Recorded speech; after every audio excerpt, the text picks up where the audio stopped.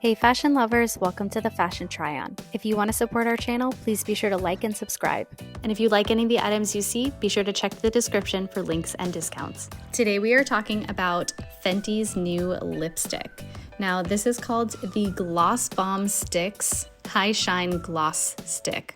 Now I know that was a mouthful, so let's go ahead and talk about it. Now on the packaging it says, twists like a lipstick, shimmers for dimension, non-sticky wear for a feel-good glide. So this, in my opinion, is like a mix between a lipstick and a lip balm. It is going to look and act like a lipstick, but it is true that it's a little bit more glossy than I would think a traditional lipstick is. Now I picked up the color See You in Miami, and it is color number 6. It's kind of like a shimmery peach color, and you can see that color right on the packaging. So I think that was a really cute touch that the packaging is the same color as the lip balm. Like, how many times do you reach for a lipstick and you have no idea what color it is? So good job, Rihanna. That was smart marketing. So, all right, let's take a look at the color itself.